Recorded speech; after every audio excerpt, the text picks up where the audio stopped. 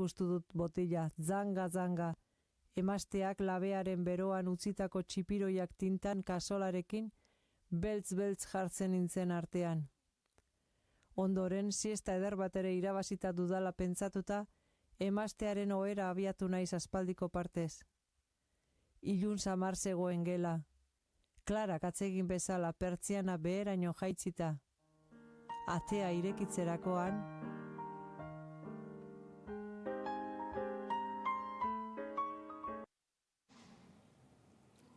Atea irekitzerakoan, ez ustekoa berriro, ez?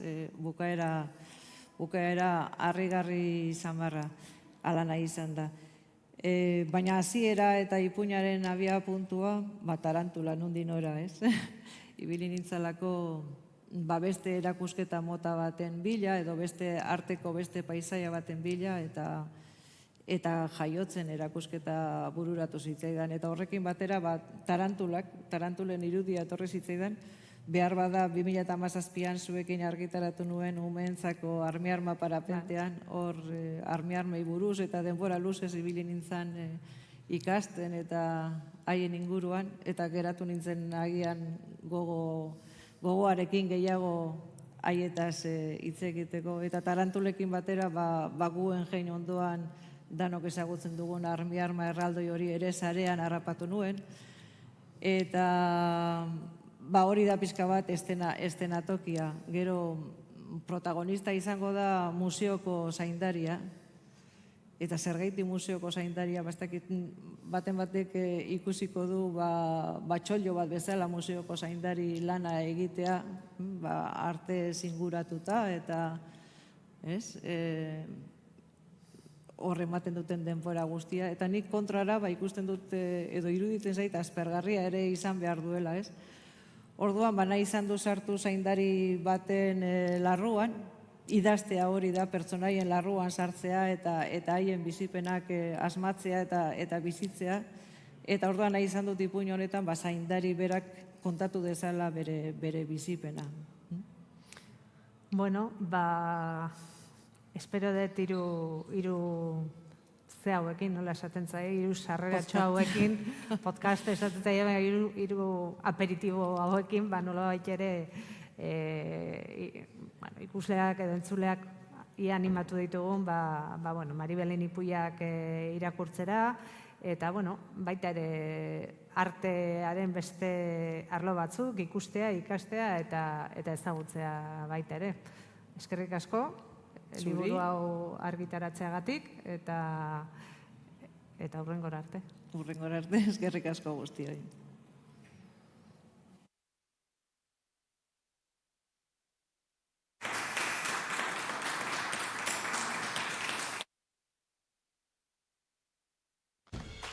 Badu? Bada. Badu. Behar bada. Bada espada. Baita espada.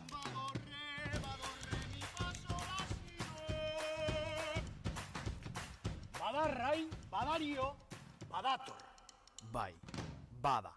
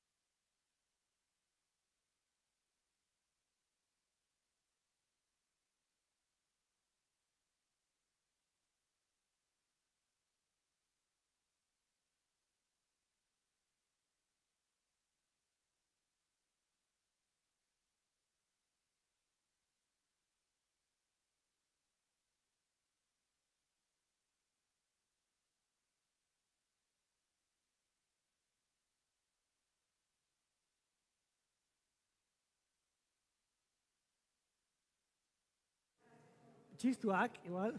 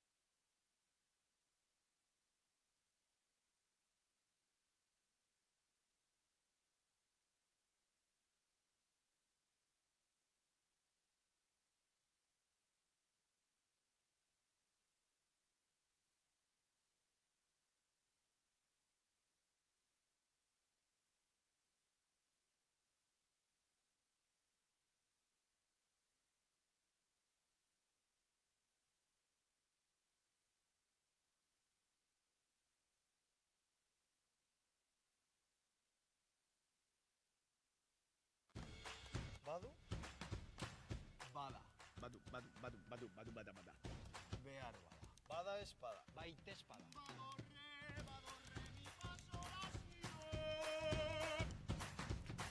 Badarrai, badario, badator. Bai, bada. Mi esker etortzeagatik, gaur gurekin daukagu Lander Garro, horeretan 1975ean jaio zen idazlea, zine zuzendaria, itzulpen lanak ere egin ditu, eta txalo bero bat eskatuko dizuet, Lander.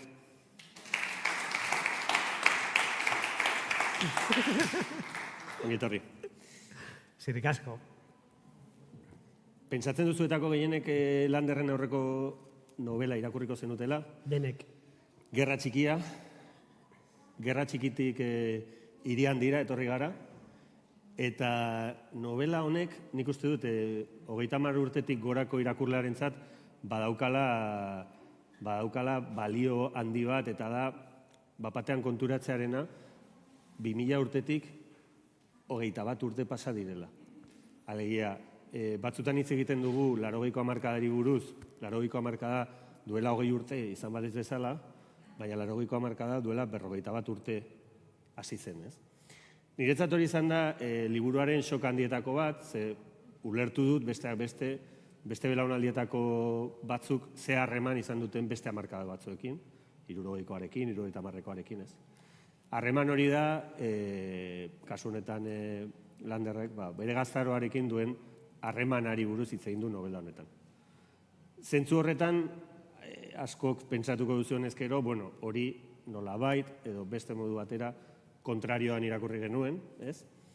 Baina liburu honek daukan bertute handietako bat da, honezkero, Lander Garroren lanak irakurri ditugun ontzat, aldi berean kontatzen digula zerbait berria, eta beste alde batetikan noizean behin eta oso dosi txikitan berri irakurtzen duela bere aurreko liburuetan landu dituen gai, momentu, pasarte, gertakizun historiko, ez? Eta horregatik nik galdera honekin hasi nahi nuen, Lander. Liburu hau zuretzako zer da? Libura honeretzako da nire bizitza. Nire bizitza liburu honen hitz-klabea da patua. Da norbera mundura etortzen denean, ze motxila dakarren berak hala erabaki gabe. Nahiko ideia tatxerianoa da, norberak daukala bere destinua eskuen artean, ez? Egintzazu, saiatu zaitez, saiatzen balin bazara lortuko duzu, zergatik ez, jokatu zure bazak, ez? Piskat meritokraziaren trampa beti ere gori, ez? Eta novela honek kontatzen duena da, ez. Novela honek esaten du, ez, hori ez da egia. Ez da egia, ia inoiz, salbu eta zure aita ez baldin bada Zarako presidentea, baina are gutxiago da hori, bizi balin batzea, jaio balin batzea, herri kolonizatu batean. Herri kolonizatu batean, non kolonizatzaileak behar duen jendea estigmatizatzeko, behar duen jendea erasotzeko, eta behar duen jendea izango dena, castellanoz beti entzun izan dugu bezala, carne de cañón, beraien relato belikoa behin eta berriz errepikatzeko, ez? Gaiztoen eta honen kontakizun maltzur, gezurti eta iruzurtia, ez? Eta beraz novela honek kontatzen duena da, nola jende bati, menperatutako jendeari kolokatu izan zaion, satanizazio posizio batean, eta nola beraien bizitza, nire bizitza kasu honetan, izan den borroka perpetuo bat motxila hori kendu ahal izateko. Izateko landergarro eta besterik ez zer gehiago ez. Eta gero gainera, liburu honek baduka min berezi bat, niri bizitzak erakutsi jalako behar bada gerra txikian sufrimendua zen oso Espainiaren ideia bat, ez? Espainiak eragiten zigun gauza bat zen, ez? Gal, hori guztia zen oso amedo, gintonik, kopazo, puro, ez? Kasposidade tenebroso hori zen, gerra txikian zegoena, eta orain dagoena da beste modu bateko gaiztakeria edo perversidadea, eta da hemengo jendearena. Hemengo jende askorena gainera, ez? Zeinari oso erreixa egin zaion, eta oso erreixa egiten zaion esatea, ai, zu gaiztoa zara. Zuk ez duzu merezi. Jarri ditzagun etiketak, ez? Ze bestei etiketa jarriz, gure burua santifikatu egiten dugu. Gure burua kolokatzen dugu menperatzailearen posizioan, ez? Eta beraz, liburu honetan, galdera bat indiazu, baina, bueno, ze bukatu da? Ari zara erantzuten. Beste galdera bat fabrikatu didazu, eta da, uste dut hain justu ere, liburu honetan gehiago, hain justu ere, gazte baten optikati dagoelako idatzia, eta ez aur batenetik, ez? Geratxikian gertatzen zen bezala. Hori zontxo da, 25 urte dauzka protagonistak, eta ja lan egin du, kartzelaldi bat pasatu du. Bai. Igual bada pixka gazte, kontakizunarik uste badaukala punto, ez? Dinamiko, bai, baina hori indikan gauza berrian edituen. Bai, dagor fase... Bere sorlekuan eroso ez dagoen norbait. Gizon gabe, porque gure garaian 25 urte, gure gurasoak 25ekin ziren gizonak, eta gu 25ekin, ja ez naiz gogoratzen oso ondo zer ginen, baina ze urte asko pasadia. Baina, bueno, gizontxo, gaztetxo, oendekan hola ibiltzen gera, ez? Gure txanoekin. Baina nik uste dut hori dela gauza interesantenetako bat, diotze zure hitzak irakurrita eta hor fikziozko lan on batean sarritan gertatzen denean, sarritan gertatzen den bezala, zuentzun da jendea pentsa dezake hau tesi novela bat dela. Bai. Eta esango nuke zure etxaiei egiten diezun eraso nabarmenena dela esatea hemen agertzen diren pertsonaien atzean pertsona daudela. Bai. Hau da, zu demonizatzen zaituzte, sartu nahi zaituztelako gaizto perfektuaren toki horretan, eta gaiztoa da zerbait pertsona ez dena, eta hemen dago pertsona bat, eta esango nuke, gure literatur lan nabarmen askotan, ez dagoela pertsonairik, horren atzean dauden idazleak, ez direlako bizi. Eta novela honetan bizitza dago. Nahi. Bizitza asko dago. Eta bizitza da zure burua mugara eramatea, zure bizitza da jendearen aholkuak ez segitzea eta norbait ez zuri lapurtzea, ala kasi mesede gisa eskatzea ez dakit non bere etxean geldi zaitezken lotan bestelako modurik ez daukazulako, ziurgabetasun hori, munduarekin harremana, jakintzarekin, artearekin, gure pasioekin, gure pasioetan oso ongi posizionatuta ez daudenean ere, ez? Orduan ikuste dut hori dela zure literatur lanen oroar ekarpena eta novela honetan ere nabarmenena dena, ez? Eta da esatea, ez. Saiatu zineten gu gaizto gisa marrazten, baina pertsona ginen, ez? Gero, bago, historia kurioso bat, novelan agertzen da tipo beltz bat, nerekin kartzelan egon zen tipo beltz bat, Ofoguike edo txuku, izena duena, dela novelan agertzen den benetako personajeetako bakarretako bat, bere izenarekin. Ofoguike edo txuku, dela Nigeriako tipo bat nik ezagutu nuena kartzelan. Eta tipo hau zen oso garbia. Eta obsesio partikularra zeukan garbitasunarekin. Oso pulkroa zen. Eta nik gogoratzen dut hori. Talengoan nire lagun beltz batekin hitz egiten, galetu nion, bera nola bizi zuen hori, ez? Pulkritudearen ideia nola bizi zuen. Ze iruditzen zitzaidan, bazeukala zer ikusia, estimarekin, estima kendu nahi izanarekin, ez?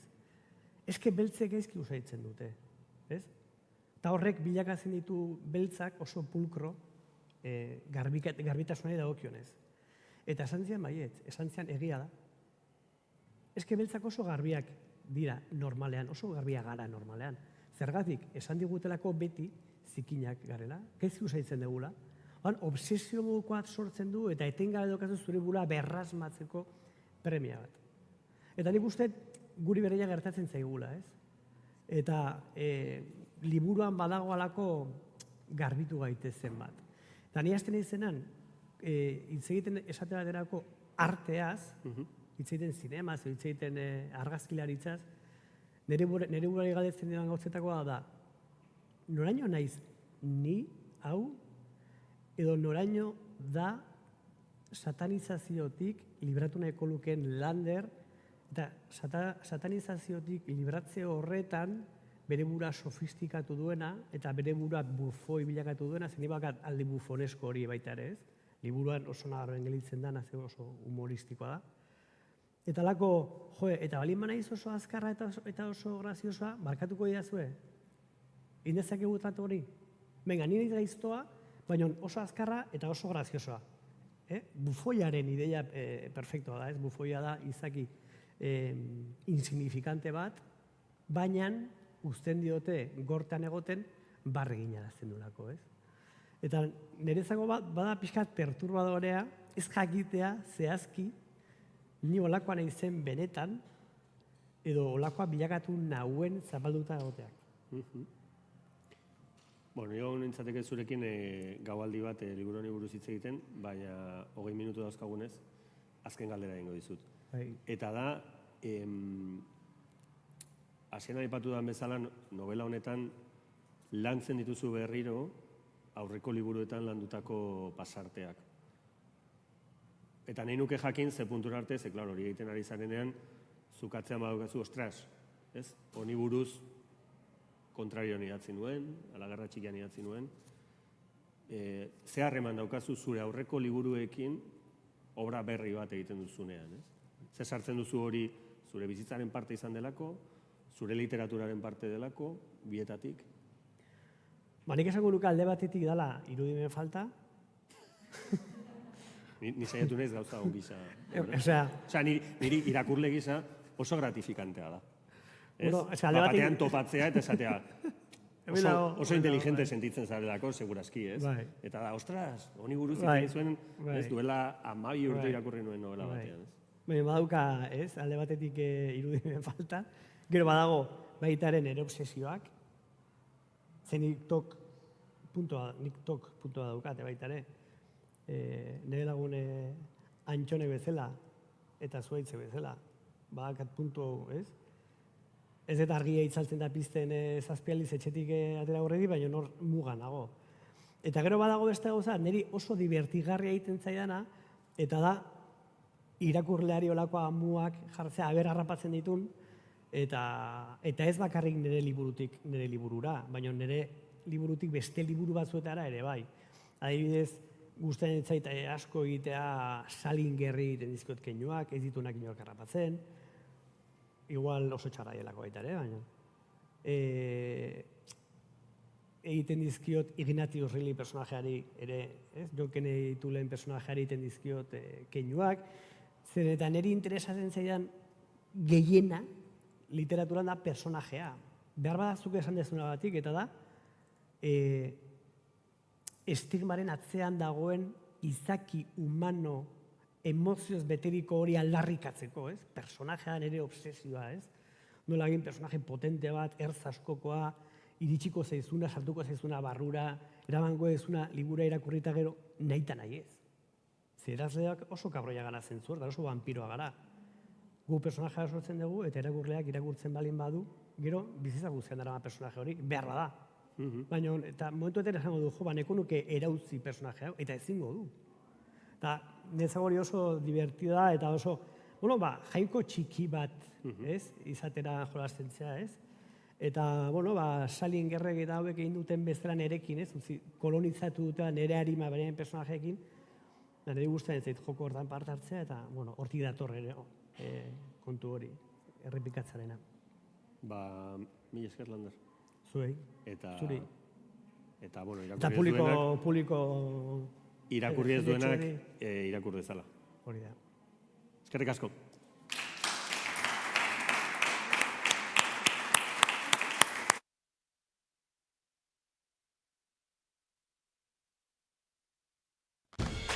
Badu? Bada. Badu. Bada. Behar bada. Bada espada. Baita espada.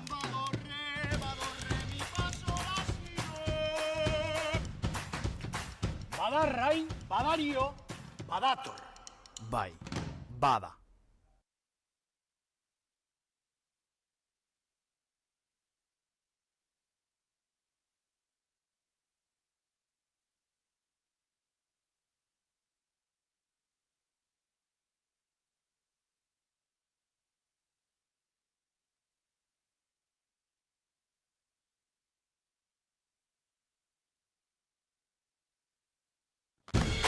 Badu?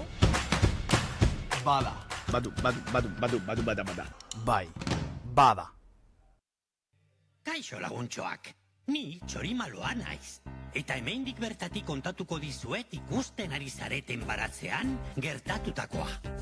Itzela baratza hemen bizitza demasa. Printzeak bezala bizi dira barazkia. Hortxe duzu, burua porro itxura, hankak ordea patatak ziruditen.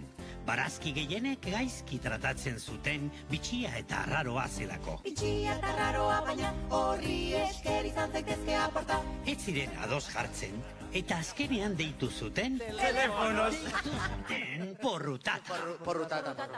Eten jabe, atzeko zaurrera, futbola ez duzu gustoko maite duzu sakea, baina bakarri sentitzen zara, kanpoan ez badago zure tokia, ongi etorri hau da zure baratza.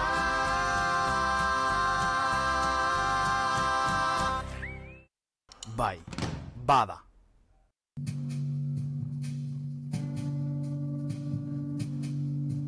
Guretzat interesgarria da hiruren artien lenguaia propio bat sortzi eta jolas horretan ez izetie bat eta bat, baizik eta beste gorputz bat sortzen dela hiru disiplinen artien. Improvisazio ikuskizun bada eta publikoari eskatzen dotzaguz gai batzuk. Orduen horrek esan gure dau, publiko bakotzak proposamen bat ingo dauela eta gube bai hori erungo dugula estenara. Disiplina bakotzak igual bere improvisetako era dekola eta gero bakotzak bai oso askar proposamen bat pentsau bidau eta arriesgau eta aurrera eron. hori da zailtasun bat, baina hori da bebai mantentzen dagoena ikuskizuna bizirik. Orduen hori guretzat oso interesgarria da.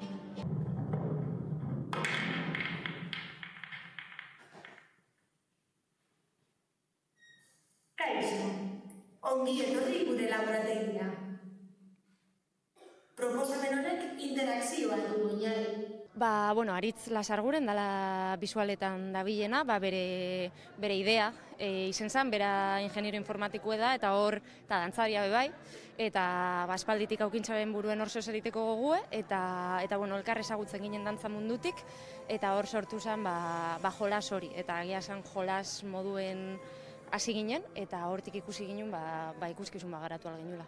Guk udan aurkeztu ginen hau, baina laborategi formatu baten proposamena zabalago esan, eta azkeneko hietan ibili gara proposamen apur bat fintzen eta izten ikuskizunera eruten. Orduen gaur guretzako bai da, bigarren estrenaldi bat moduen. Feedback moduen asko jaso ginen hasieran sorpresa. Ez, jentientzat, esaten duzu igual dantza ikuskizun bat, eta hau ez da dantza ikuskizun bat. Orduen bapatien sorpresa, zelan egiten da, zelan improvisetan da dantzan, igual bertsolaritzakin oitute gauz, baina beste disiplinekin ez. Orduen sorpresa, eta gero egia da bisualak pisu handia hartu aldabiela, orduen baizala, hori, inundetan dagoen esperientzia bat. Eta orduen badanetaretik, batzuk oso ondo pasau zabien, sentsazio desberdinek, baina feedbacka ona izan da. Bai, bada.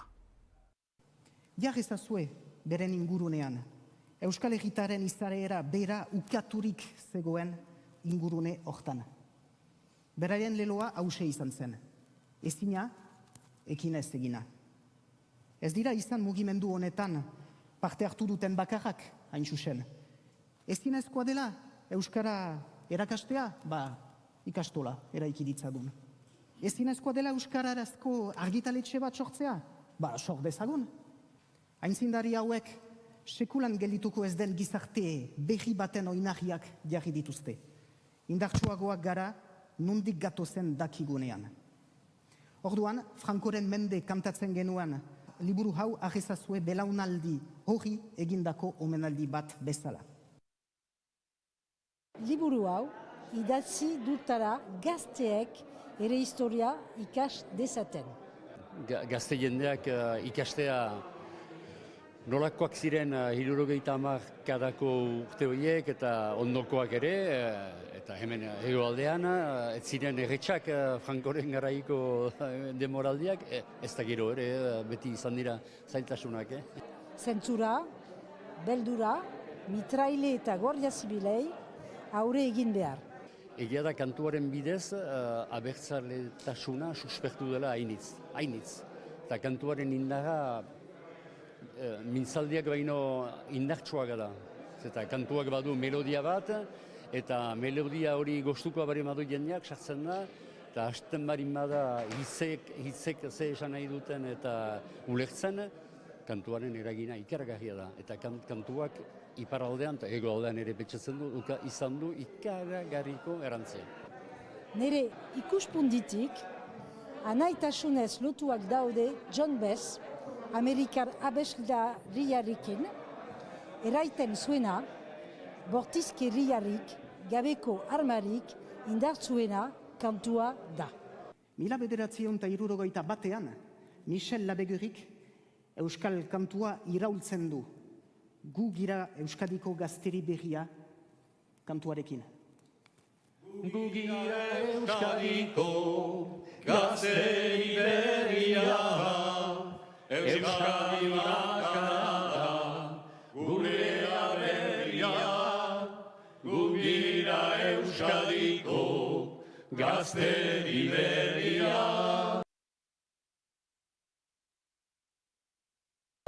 Euskadi bakarra da, gurea berria. Aita zer egin duzu Euskara maitea, erdaran hasi duzu oidoak abea. Arrotzez betea da Euskadi guztia, Euskalduna etxean, ez dago nausia. Hemen errezebitu gaituzte jendek, maitasun osoz eta Egia da guk askatasun gehiago ginuela kantatzen ginituen letrak, eta naizta zentzura zegoen, ez ginituen oholtza gainean kantatzen ginituen kantan letrak emaiten, ez ziren zentzuratik pasatzen. Beaz, baziren beti moldeak, hori zeharkatzeko moldeak, egia da, bete dugula hutsune bat, hemengo kantariek posible ez zutena, ez zuten kantatzen nahi zutena. Guk hutsune hori bete dugu, hemengo kantariekin kantatuz, eta oroitzapen onak ditugu, bai kantaldi eta bazkari afari, eta biziki garai politak ziren. Oraikoak ere, zaila dira, baina orain ere behar da borrokatu, borroka segitu behar da, bere molde guztiekin. Bai, bada.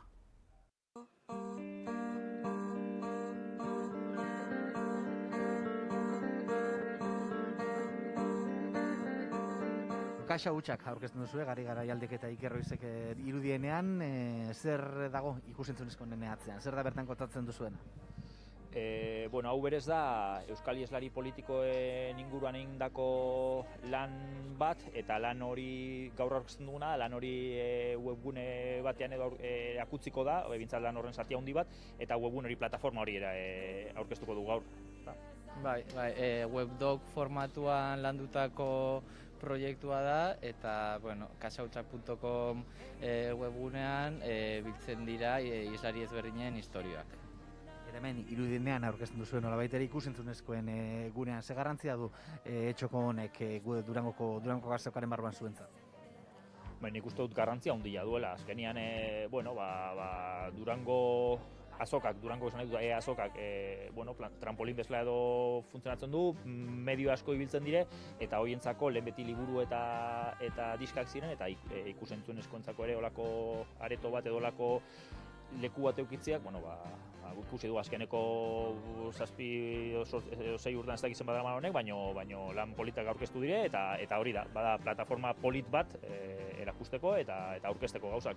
Urtero begiratxo bat egiten dugu, eta batera eta bestera, eta zelan kombinatu aldan, da gaur gure geunke oine ekitalditxu bete, musika ekitalditxu bete entzun dugu, gero urrengoko abentzuteko gara hotzenean, eta arratzaldean ia zera galderren ekitaldireko tartetxo bat aurkitzen dugun, eta bitartia topetan dugun sartzeko Lander Garrorena esan gura dut, bai. Konsumitu imerrela, euskal kultura eta produktua, eta ikusi dugunez, egia esatean erazu, ez dakit ainara zertatik joan, ezagutzen dut zuzendaria, Ritxi Lezartza antxe sartzen ikusi, eta parian tokatu zaigu, eta sartu beharko dugu, bai, Ainarak. Bereziren baten gatik? Ni nafarra naiz berez, eta pixkat erronkariko bizitza hori pixkat gertutik tokatzen zaigu, eta orduta egiagatik ere ondo dagotorkigu, eta... Urtero duzu ohitura irudienara etortzeko, edo? Azokara eta ona egia esan ez. Uste dut lehenengo aldiz natorrela. Baina leku interesgarria, esan edut azokaren barruan ikusentzunezkoek euren lekua izaten. Bai. Durangoko azoka euskal kulturaren, nolabait erakusgarria da, eta data garrantzitsua lan ezberdinan aurkezpena egiteko, eta irudienea ikusentzunezko lan hauen topaleku, nolabait. Eta gainera hemen primizia moduen egoten dire, eta hori sekuleko aukeri izaten da, ezta? Da, alegintxo egitea merezi du da. Batez be, oso komertzialak ez dira, beraz agertzen diren gauzak, bereziak edo, merezi du. Aprobetxatu beharreko aukera. Gainera nik uste duten nahiko, dagola leku askotan, ez ara joan behar momentu batetan, leku batetara, eta han bakarrik mundu guztia, baizik eta nahiko desberdinak izaten dira gauzak, eta puntu bat izaten da, bai hemen, bai San Agustinen, bai Landakon, aurten musika eskolan, denetatik.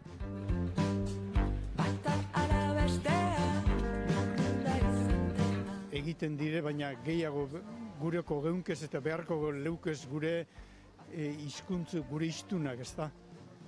Orain be, egunotan ikusi dugu Netflixen kontu horregaz be, Madriletik fenomenoa sakatute dabiltzala eta sakatu beharko dutzagu, ez? Komunikabideen arlo guztiak euskeraz be gozatu alizatea.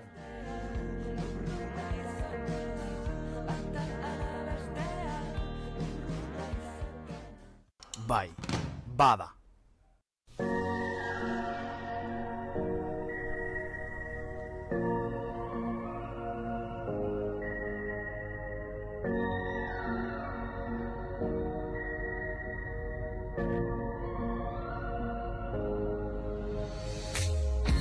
Bueno, Alander, gu bideojokoa munduan gaude, baina jende askoz dago mundu hontan sartuta edo ez hain beste. Eta zein izango zenuke dala hoen momentuan euskaran egora bideojokotan? Bueno, hasiera batetik joko gitxi egon dire euskaraz ez, baina hauen kopuru asko hasi da, batez be azkenengo urtien. 2021. Urtien kopuru hau pilo hasi da, eta ikusi dugu danetariko jokuek, ez? Gaur egun edozein joku motatara euskaraz jokatu daiteke, akziozko jokuek, estrategiazko jokuek, plataformak, puzzle jokuek. Orduen, ikusi dugu bai garatzaileen aldetik lan hori euskaratzekoa eta bai salien aldetik, ez? Bi alderdiatik indan lan hori euskaraz saletasun honetara gozatu ahal euskaraz gozatu ahal izateko, eta evoluzio bat ikusi dugu etengabekoa izan da azken batien. Egoeriek gero eta hobie da, eta martxa hori jarraitzi espero dugu, ez da, datozen urtietan be bai. Bai, azkenen urteetan esponentzialki hasi da, 2021 izan da boom handia gure partetik, ze ja 10 jolasetan jarri gea urteroko euskaratuta, eta hori leheno zifra horiek ametsa bakarri zian. Hori da.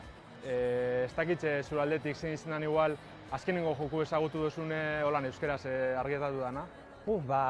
Ez dakit egia zen komunitateak azken finean berri asko emateitu, baina igual sorpresaz hartu ninduna Superbuden GP izan zen, nire autolasterketa bastante gustatzen zaizkit, eta karo, jolaz hori ikusian naukan, nahiko itxura hona zaukan, arkade estiloa, baina pixa Gran Turismon ikutu batekin da, eta karo, ez da testua soilik itzulita hona, baizik eta ahotsa ere bai, eta hori da arraroa, ez? Bideojokotan ahotsa itzulita hotea benetan arraroa da. Eskuinera, erraz! Eskuinera, ertain, ez zitzi! Eskerrera, erraz! Eskerrera, erraz! Eta igual pixkat horrek garritu nindun, ez? Bati bat testuanak oinarte ikusita aukena geneuzkalako, baina ahotsana beste dimentsio bat sartzea dalako. Normalean oso zaila izaten dana. Hori da, ganera, basan duzun moduen, ja, harinautik ezagutzen duen joku batena, azta orduen beste katxe edo maila bat hartzen dugu horrek. Ja, jarraitzen duzu joku eta gainera ikusten duzu euskeraz dagoela, orduen, karo, beste joku mota batxuri buruz ari gara berruetan. Hori da. Eta hori, azken batean izan zu Superwoden GP euskaraz ezagutzen duzule, baina zelan ezagutu zen duen, ezta? Zu pilatu zen duen, edo beste bide batetik hartu zen duen berri hori? Jolasa ezagutzen nuen lehenagotik, baina nakiena zen euskaraz egongo zela, nik atera baino lehenagotik ezagutzen nuen, atera behar zutela eta, egia da garatzaia Galiziarra zela, baina albistea gemerauntzian atera zen, eta albiste bikaina izan zen, ez? Gogoan haukan jolaz bat, gainera euskaraz gozatu ahal izango nula. Eta, azken finean, euskarazko jolazetaz, gemerauntziak gehi komunitateen bitartez enteratzen zea. Zaila da, hortik kanpo berriren bat jakitea.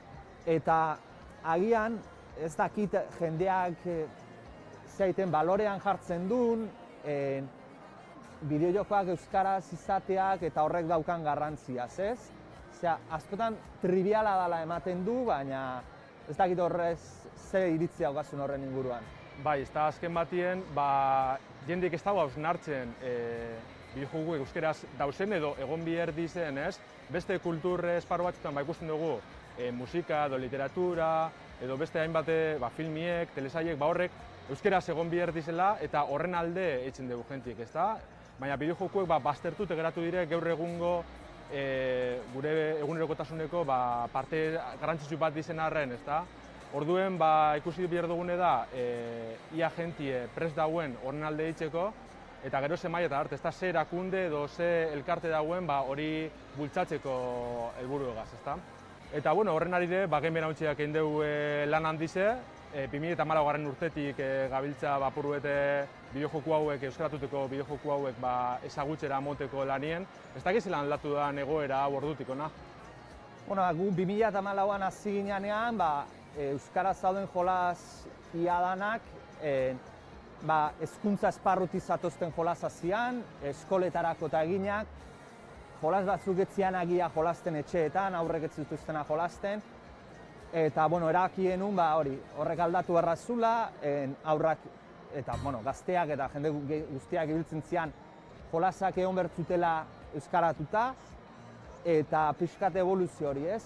Pixkanak hasi ginean, hainbat proiektu atera ditugu, adibidez Azkue Fundazioarekin batera, jolas batzuk itzultzaile profesionalekin itzuliz, baina lehen esan dezun bezala 2020 pandemiaren hasierakin, ez dakit jendea atxean zegoelako zergaitik, izan dan, horra hasi zen hazten, eta 2020 esponentzialki hasi da eta ikaragarria izan da. Eta itxura dauka, gemerauntzatik jartzen ari gehan erramintakin itzultzeko, etorkizunera begira oraindik gehiago hazten jungo dira. Eta igual amaitzeko ikusi dugu garrantzia da zein daukan, baina hemen protagonistak nork izan behar du azken finean, ez? Kontsumitzaileak jolasak eskatu behar ditu, edo baitare garatzen aldetik, instituzio publikoek hartu behar dute bere gain ardura hau, zer iruditzen zaizu lan behar? Azken batien aipatu duzu zen eragile danan esku dagoela esan behar dugu, ezta? Gaur egun Salin komunidatiek etzen dugu hauek biltzeko alegin hori, genbera untzi elkartetik adibidez euskarazko bideojokuen zerrenda osatu hau dugu, bertan ezagutxera moteko landanak. Eta ikusi dugu garatzaile euskaldunek badabizela alegin hau eitzen, askotan bakarka apurruete euren denpora libirrien jokuek euskaratzen ez da. Eta azken batien uste dugune da oin falte dela erakundean dizen ofizialan babes hori, ezta? Euskarazko jokuek bultzatzeko, eta horrek bai ezagutxera amon eta jentiri holan jolastu daitekela ikusarazteko, ez? Hori da apurruet lortu gure dugune. Eta baina azken batien danon arteko lana izen behar da, bai kontsumitzaileek eta saliek, bai garatzaileek, eta bai esan duten erakunde ofizialak, ezta? Guztiz adoz nahoz, azken finean jendea harrituta sentitzen da, ez? Euskaraz jolasa dobela esaten diozunean, eta agian falta hori ez dutelako edo ez dutelako espero dengo diala, ez dute eskatzen, edo ez diote merkatuari enpresei eskatzen. Eta nik uste hori lanketa dela egin behar duguna denok, eta garatzaileei, instituzio publikoei guk gehiago eskatu. Eta batipat, adibidez garatzaileei tresna jarri ditzatela beraiek ez daute egiten ere, komunitateak erraz itzuli ditzan jolasak. Hori bastante garrantzitsua izango litzateke, etorkizunera begira.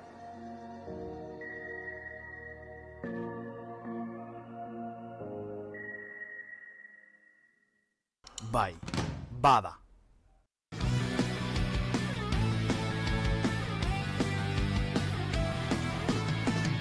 Ez dago ezer, isiltasuna egin da. Azkenean pandemia dela eta aurreikusite zegoen behar bada jende ugari, etorriko zirela, baina aukera moteko etxetik dauzenak, batzuk egon aldira konfinauta eta aukera moteko jende horreri bai erosketak egiteko Durangoko azokan. Funtzionamentua guztiz desberdina da, pasan urteko azoka biltegi erraldoi baten bihurtu zen, eta aurten erakusmaiak dago zenez, beraiek dira gure biltegia.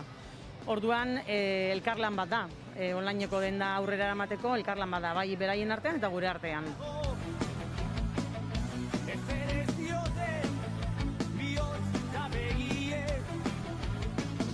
Lehenengoko urratsa da etxetik edo galetik edo tabernetik dagoena eskaria egitea bai, eta eskaria egin bezain laster, gero gabean guk kudeatzen ditugu albaran batzuen bidez eskari horrek.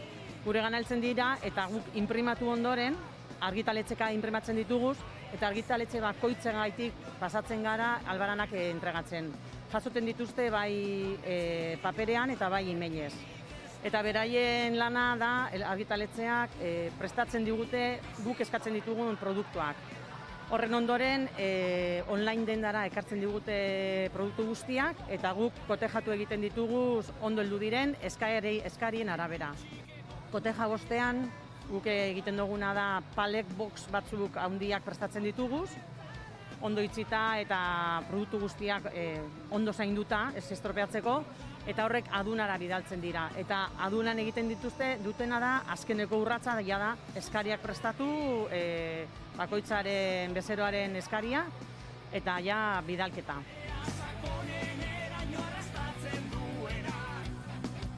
Egunean zehar dauzkaguz 2 pertsona online dendan, bai, lanean inzidentzien kontua gaitik, behar bada, jenteak ditzen dau dudarekin, ez dakit ordainketa egin dudan, ez dakit ondo erosi dudan, da, bueno, guzti hori laguntzeko. Eta gero gabe partean, ja taldea da 7 pertsona, eta gero gabean gelditzen gara beste 6-7 bai.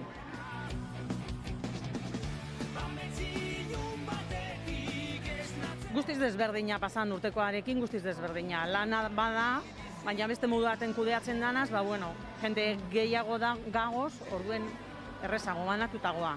Animatzen dugu jendeak gehiago, ez badira etorten, lehiotxo hori zabaltzea eta gurekin bat egitea.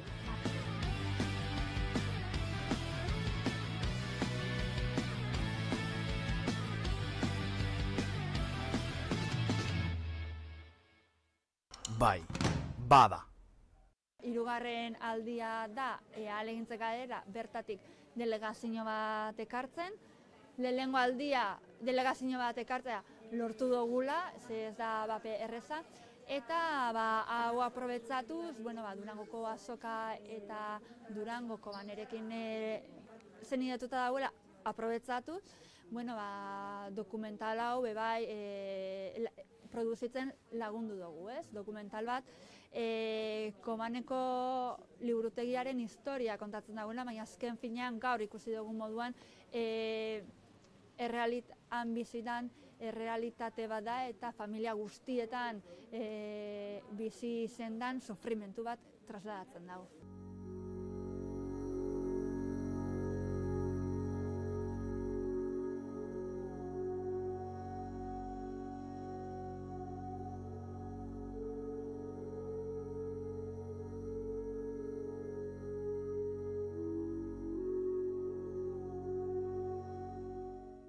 Rojavayê Kurdistanê bin desthilatdariya rejima Sûrî da bû, ji ber ku bin desthilatdariya rejima Sûrî da bû tim mafekî wan yê çandî yê ziman tune bû. Fe bi şoreşa ku li Sûrî gîştî ava bû ki hereketa gelên Sûrî tevda dest pê kir, Kurda jî dest bi hereketê kir. Firsatek bû ji bo ku Kurdên ku Rojavayê Kurdistanê jiyan dikin mafên xwe bi dest bixînin. Ev yek nerihet bû. Buna ve giringiya ve dokumente ev bû ki Rojavayê Kurdistanê da bi derfetên herî kim bê materyal bûyîn, bê tecrübe, bê tiştek îdiayekî hebû ku unîversîteya xwe, dibistanên xwe tevda bi Kurdî vekin. Noktayekî dine girin ki lenderê dokumente de malbatek hat nîşandayî ki ev malbatî 11 şehîdan. Evaya du Kurdistanê da ne tenê Rojava serasta Kurdistanê tevda belkî mînakekî biçûk e. Hemî parçeyê Kurdistanê da malbata şehîdan e. Dokument zaten tevda derbarê vê nokteyê da bû xwestvayê nîşan bide ki pir giringekî milletê dîtir bizan vekî diyalektikekî çawa di henderê Kurdistanê da ye. Ji xwe berê ez belge filmê bibînim jî ev pirtûxane di jiyana min de tiştekî pir giring bû. Ji ber ku ew malbat wek malbata min duyemîn e û hemû endamê wê jî hevalê min bûn. Ji xwe dema ku jî çêbû Adnan Hesen yên ku pirtûxane saz kir ez wê em hevdûre li Amedê bûn em ne li Rojava bûn. Ew vegeriya Kobanê lê piştî min nas kir em li Amedê man me nas kir ku wê ew ê pirtûxanakê veke bi navê Rodî û Perwîn اما کامپک لباکوری کردستان آوا کرد تا کانکار بن پرتوکا کومی هف بکن و بدن هف و اش پرتوکخانی را بشینن یعنی پرتوکخانه که لباجاره کی وقت باجار کوبانی کو قاسی خون رجان دیه جزارو که کوبانی را لجه شهادت دنی ویسکاران و بتش کی گلکی گرنگه جبر و هر دو جی نویسکار بون هلبستوان بون خوناوان بو کروجا کی آرام د کوبانی د بجین پرتوکخانه کی وکن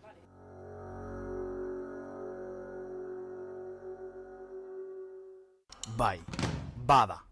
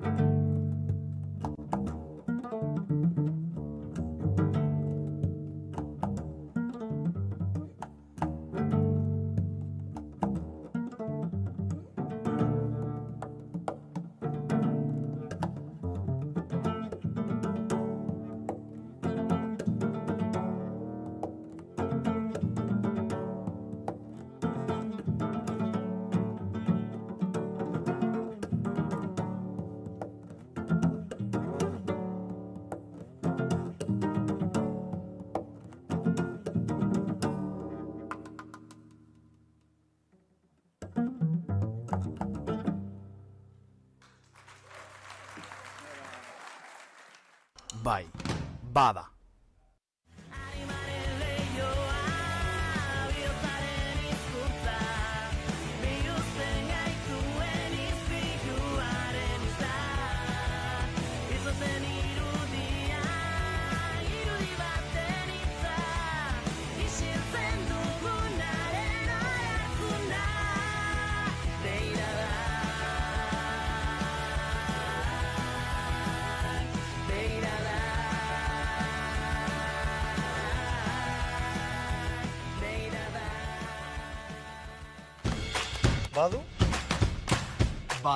Badu? Bada. Badu, bada. Bai, bada.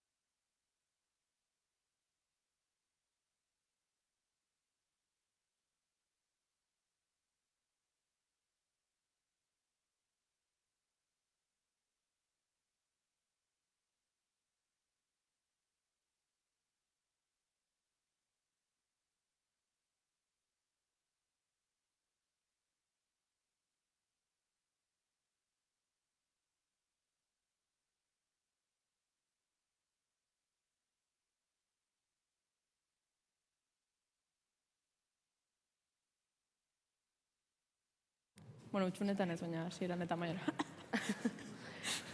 Nahiko polita, ui ama.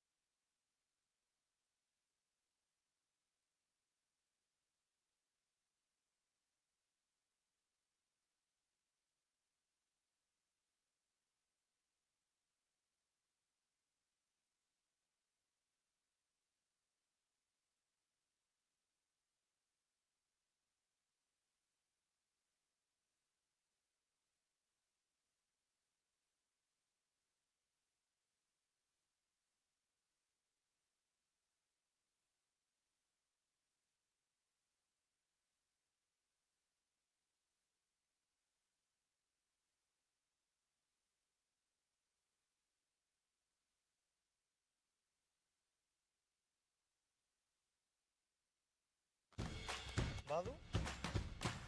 Bada. Badu. Bada. Behar bada. Bada espada. Baita espada.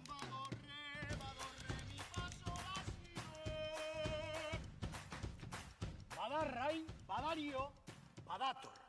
Bai, bada. Arratsaldeon guztioi, eskerrik asko etortzearren. Egia da, behin asteartera helduta, baietz esan daitekela bada, eta beraz eskerrik asko hiruoi etortzearren, eta eskerrik asko nabildu zareten hoi, eta baita etxetik jarraitzen gaituzuen hoi ero.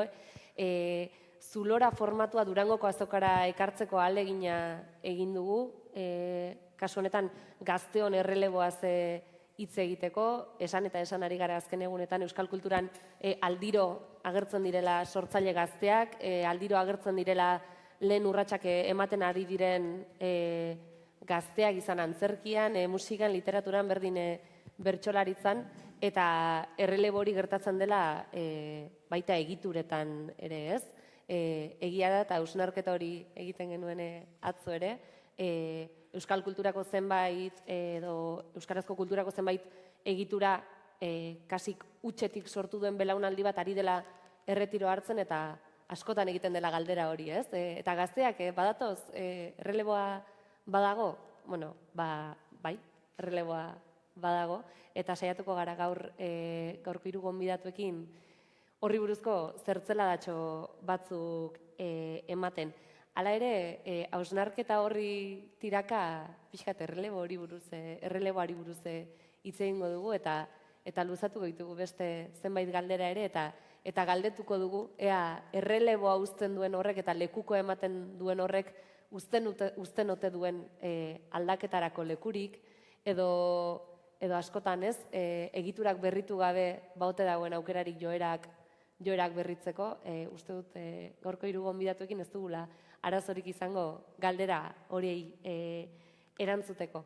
Orduan, axola ez pasaizu eta gaurko gonbidatuei arnasa apurtxo bat emateko, aurkezpenetatik hasiko gara, Uxue Errazkin, Erein argitaletxeko editorea, Eneriz Dueso, Eneriz Furiak moduan ezagunagoa, musikaria eta musikari elkarteko zuzendaritzako kidea, eta Ander Sagardoi, Sumendi filmakeko kidea, eta gero eskatuko diogu apurra gehiago azaldu dezan zertan ari diren. Orduan, ondo iruditzen baldin bazaizue, Uxue, zurekin hasita eguerdion, eta esaten genuen ez, Uxue, 29 urte, Iruñekoa, Erein argitaletxeko editorea, bi galdera hasteko, nola iritsi zara jarri dizudan kargu etiketa horretara, eta apurra zer gertatu den argitaletxean aldaketa hori emateko.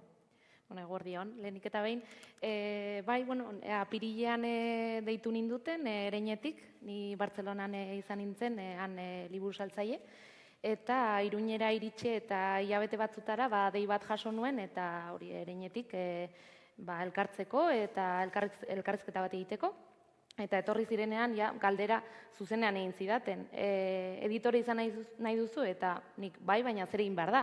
Zezakit, nik kazetaritzatik nator, kazetaritza ikasi nuen, eta irakurri, guztiok irakurtzen dugu, eta gustatu, bai, gustatzen zaite irakurtzea, baina inoiz ez dut egin lan hori, eta badakit zertan datzan, bai, liburuak irakurri eta baloratu, baina hori baino, gehiago da, ez? Eta baietz esan nuen jakin gabe guztiz zertzen nire lana.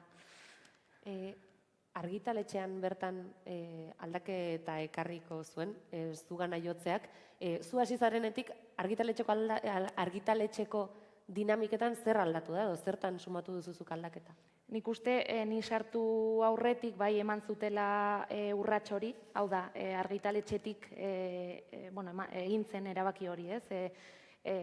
Belaunaldi berriak datoz eta ahots berriak behar ditugu, behar hori argitaletxetik ikusten zuten, ez? Eta, behar dugu pertsona gazte bat, emakumea, eta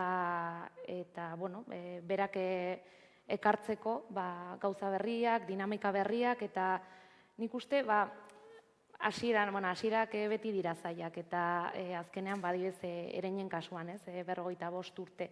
egin ditu eta hori errespetu handiz esaten dut. 45 urteko etxe batean sartu naiz eta oraindik ikasteko nago. Hilabete gutxi dira eta neurria hartzea oso zaila da, baina zuk esan duzu moduan borondatea dago niri espazio emateko edo behintzat askatasuna nire irizpideen arabera edo hildo berriak proposatzeko eta bileretan oso ongi dago esatea norbait berria ekarriko dugu eta gaztea izatea baina gero ez dugu ahots hori entzuten eta berdina egiten ari gara. Ez dut esaten aurrekoa gaizki eginda dagoenik, baina bai nik uste behar dela borondatea eta nahi hori badago, baina nola esan, babes hori ere badaukat eta gauzak esateko aukera ere eta entzungo didate, badakite entzungo didatela eta hori azkenean eskertzen da babes hori, aldaketak emateko. Jauzik arituko gara batetik bestera, Durangora bertara itzulita, Ander, zu Durangarra zara, etxean ari zara gaur, ekoizlea, ez dakienarentzat edo zinemaren eta ikusentzunezkoen mundua apur bat urrun gelditzen zaionarentzat, zinemaren beste aldeaz edo atzeko lanaz neurri handi batean arduratzen da ekoizpena, izan kastinez, izan lokalizazioez, izan aloko kontu ez, ondo ari naiz edo hori da zuen lana?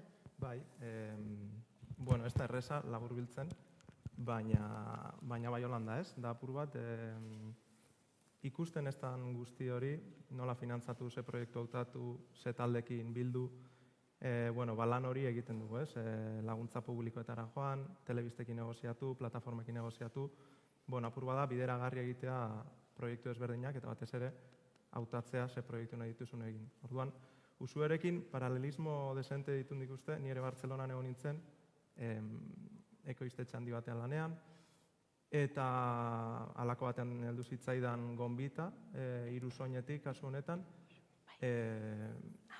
lan salto bat egiteko, bai ardura aldetik eta bai eksposizio aldetik, eta horrela izan zen apur bat ere bilera bat izan nuen aurretik,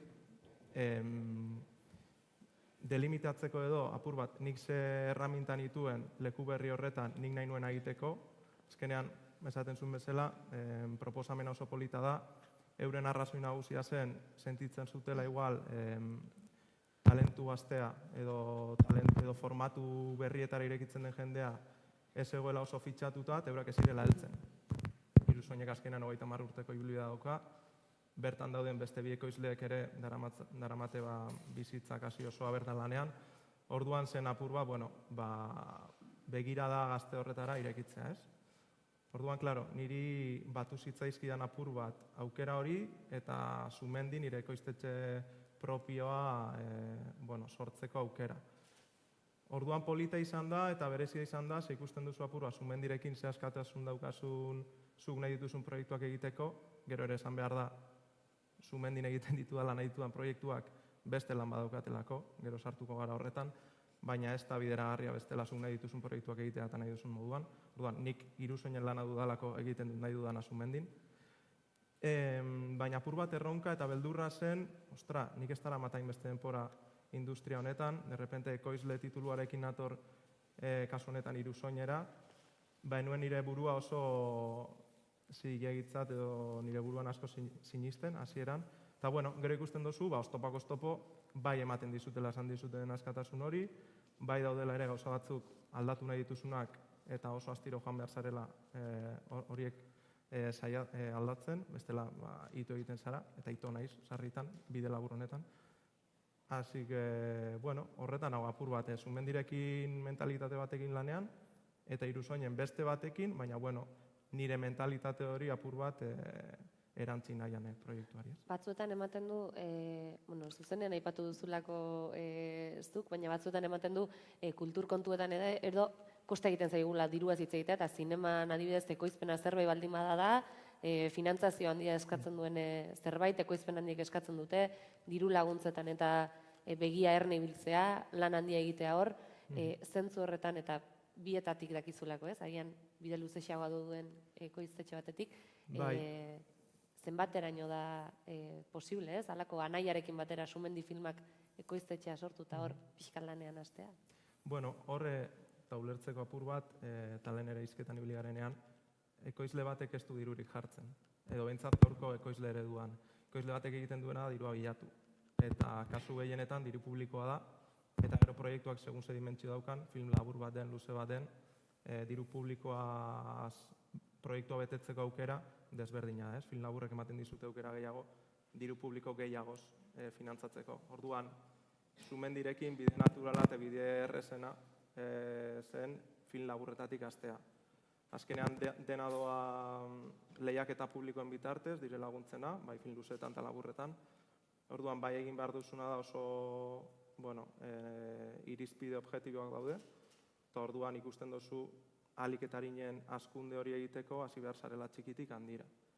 Gero hemen ere, mezu bat edo reflexio bat bai, gure kasuan oso erabilgarria izan dela Galapan ekoiztetxe bilbotarrarekin batzea.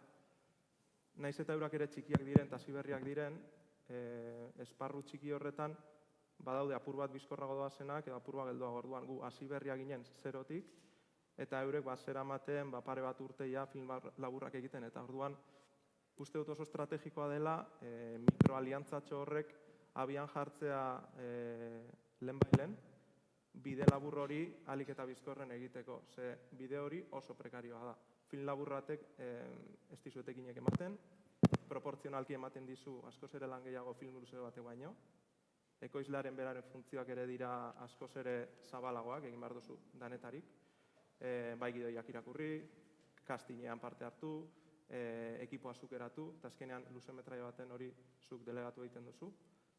Orduan aldaketa nagusiak horiek dira, ez? Jakin da, laguntza publikoen bitartez doala dena, oso argi izan, egongo dela etapa bat, ia zure burua hipotekatzen duzuna, eta gero salto egiteko aukera. Etapa hori ahalik eta bizkorren pasatzeko, aliantzak eta lagunak, eta egiteko modu zehatzat. Labur-laburrean eneritzen gana jo aurretik, salto hori egindakoan zer da desberdin egin nahi duzuena, edo aurretik ikusitako eskema eta bidetatik pixkat aldendu, edo esaten nuen bezala desberdin egin nahi duzuena? Bai, hor daude, eta hau prekauzio guztiarekin, esan bezala, nik Sumendirekin dara mat urte eta gutxi, orduan lehengora itzuliz ez dut oso zile ikusten, baina esango dut. Sumendiren kasuan oso argi daukagu, nahi ditugula egin proiektu batzuk, apurua gure bulkadak markatzen dituen moduan. Dela, labur bilduz, euskeraz proiektuak bertako jendearekin eta jende gazte alba da hobeto, eta baita batez ere fokua jarrita emakumeengan. Hori titular bezala oso ondo gelditzen da, orain gabiltza praktikara eramaten eta izaten konstiente, arazo bat edabidez aurkitzen duguna da, taldeak egiterako orduan, argazki zuzendari bat. Niri zaizkit emakumeak burura etortzen, izen handietan, ez? Orduan utzi behar dozu ere, zure mentalitatea zuzendarien esku. Eta hor, botere bat badago, orduan zuzendariaren ematen duzun momentuan, berak nahi badu talde bat, gertatu zaigun moduan azkenengo film laburrean, non nahi dituen taldekide guztiak emakumeak, zuk badakizu horren mentalitate aldaketa bat ekartzen dizula, erabakiak hartzerako orduan eta erabaki politiko moduan. Esfortzu batzuk egin behar dituzu, zuk egitura handi baten, egitura industrial baten, egin ezin ditzakezuna, printzipioz. Eta orduan, nire nahia da, mantentzea filosofia hori behintzat Sumendin. Orain txikia garela posible da, badaukatelako beste babesa handi hori, gure erronka da filosofia hori mantentzea handira salto egiten dugunean. Eta posible den. Eneritz orain bai, zugana jota, esaketen genuen lehenago, musikaria zara, baina egiturez ari garen honetan musikari elkarteko zuzendaritzeko kidea ere bazara, eta agian hortik hasiko dugu gaurkoa, musikari elkartea zer den azaltzen apur bat urruixago gelditzen zaigun hoi, eta zerk egin duen besteak beste zuzendaritza talde horretan sartzea. Ados, egia esan musikaria ez denari azaltzea, musikari elkartea zer den azaltzea ez aiterresa egiten, baina labur biltzeko batez ere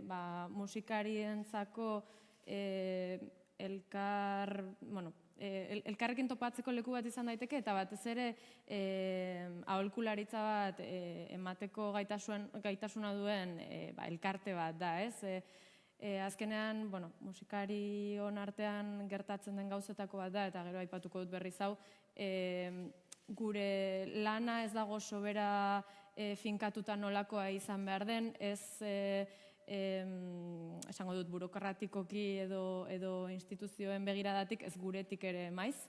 Eta orduan askotan gertatzen da, edozein lan egoeraren aurrean ez duzula jakiten nola jokatu behar duzun, edo norengana jo behar duzun galdetzera ere, ez? Eta nolabait musikari elkarteak bai bete dezakela funtzio hori, beste askoren artean, baina niri garrantzitsuena hori iruditzen zaita, aholkularitzarena, ez dituena batez ere titularrak betetzen egunkarietan, baina guretzako oso baliagarria izan daitekena, ez? Hotxe egin, eta esan, arazoa daukat, eta laguna zakezu, bilduko gara ordu bete, eta hitz egingo dugu zure lanari dagokion gai honen inguruan, ez dakite oso esan dudan elkartearen inguruan egia esan, baina hori litzateke gehien bat. Eta azken batean, elkarte honek badaramatza hainbat eta hainbat urte jardunean, gertatu zena duela 2 urte esango dut, ez aipatzearren hitz magikoa, gertatu zen zuzendaritza aldaketa bat behar zutela, ala eskatzen zutelako estatutuek nolabait esan, aurrekoek bazuten lekukori pasatzeko asmoa, alde batetik aire berria sartu zedin elkartean, baina era berean beraiek ere erre baino lehen, ez?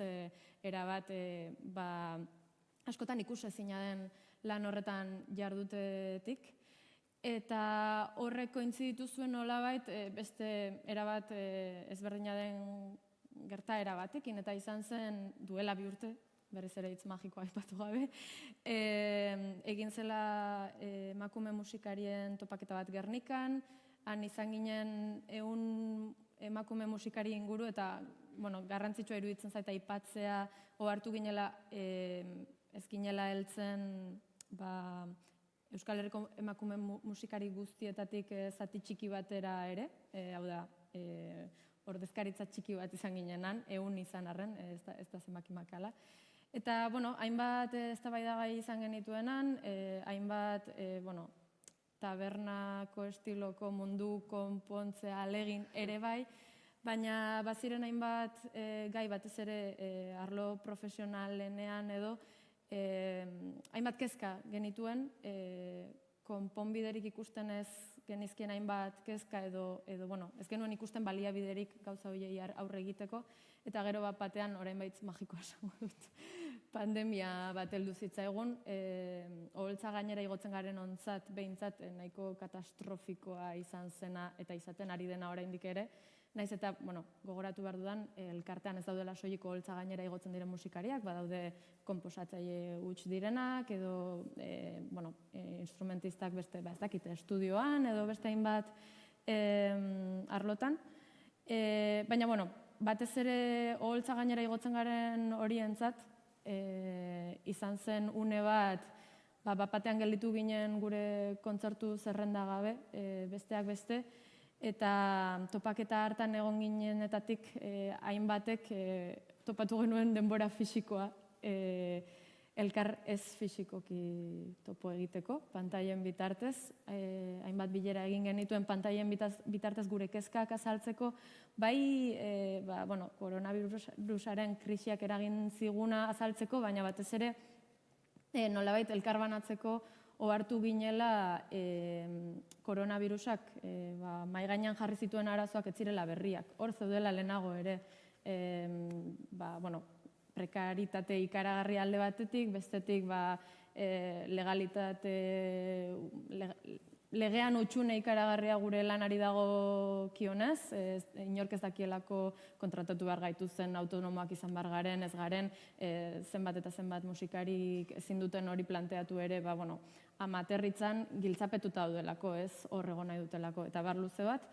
Eta une horrek bat egin zuen, hain zuzen, musikariren zuzendaritzaren aldaketarekin, eta nolabait bilera horiek, pantaila bitartez ziren bilera horiei leku publikoago bat, edo eskuragarriago bat eman nahi izan genion, eta ona izan zen elkartearentzat gu ara sartzea, eta guretzat ona izan zen nolabait han genituen ideia horiek, pantaila bidez zirenak, baina izan zitezkenak lehen esan dudan bezala, ostatu bateko eztabaidak oso politak, baina zara mazatenak inora, emateko euskarri bat benetan dagoeneko funtzionamenduan zegoena, eta aukera ematen diguna guri ere hor esateko, gai honek eskatzen gaitu, behar dugu aholkularitza, hau da, teknikoa, edo nolabait esan aditua den jendearen aholkularitza bat, edo honekin hitz egin nahi dugu, bestearekin, eta horrek ematen zigun euskarria horretarako lagun artekoa, edo ogibidekideen arteko